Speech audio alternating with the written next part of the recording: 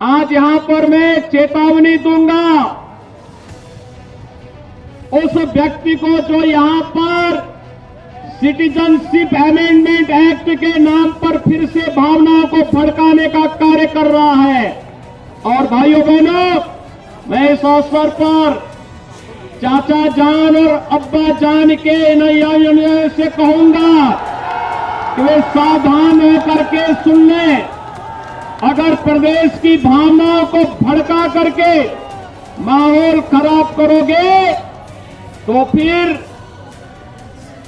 सख्ती के साथ सरकार निपटना भी जानती है। आज प्रदेश में दंगा नहीं, हर व्यक्ति जानता है कि ओवैसी समाजवादी पार्टी के एजेंट बनकर के प्रदेश में भावनाओं को भड़काने का कार्य कर रहे हैं।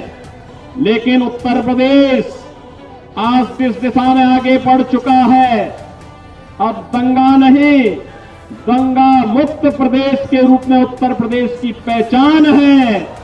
और आज प्रदेश में जनता इस संकल्प को लेकर के आगे बढ़ चुकी है कि हमें विकास और नए भारत के, नए उत्तर प्रदेश के रूप में अपने आप को स्थापित करना है।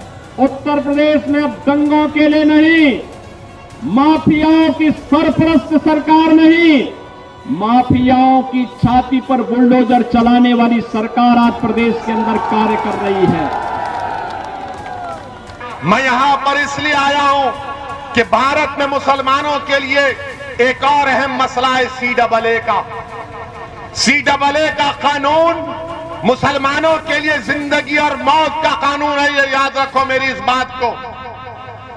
योगी आदित्यनाथ हमको धमकी दे रहे हैं कि एक शख्स आ रहा है और माहौल को बिगाड़ रहा है। योगी आदित्यनाथ, उत्तर प्रदेश में कितना अच्छा माहौल हमने देख लिया। आज टीटी का इम्तिहान में पेपर लीक हो गया, मगर मैं भारत के मुसलमानों से और उत्तर प्रदेश के मुसलमानों से, उत्तर प्रदेश के सेकुलर जहन रखने वाले हिंदू भाइयों से कह रहा हूं कि CAA कानून के खिलाफ हमको आवाज उठाना है। इस कानून को नरेंद्र मोदी की सरकार को वापस लेना है। जैसा किसानों के एहतजाज पर मोदी ने उन किसान कानून को वापस लिया, ये कानून भी भारत के संविधान के खिलाफ है। ये मजहब की बुनियाद पर बनाया गया।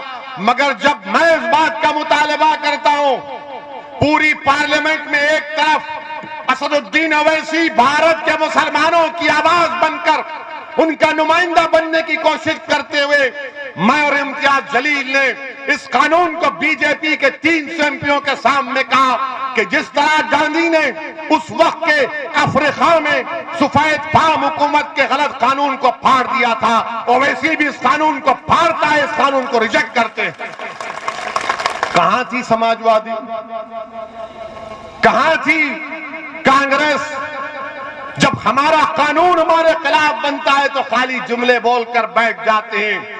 हम नरेंद्र मोदी सरकार से इस बात का मुतालबा करते हैं कि जिस तरह किसानों के कानून को वापस लिया गया, CAA, NRC, NPR को भी बंद होना चाहिए। अगर याद रखो मेरी इस बात को, अगर CAA, NPR, NRC होगा तो जिस तरह आसाम में 1.5 लाख मुसलमानों को अपनी शहरियत साबित करने के लिए कोर्ट को, फॉरेनर्स ट्रिब्यूनल को जाना पड़ेगा, कहीं ऐसा ना हो जाए।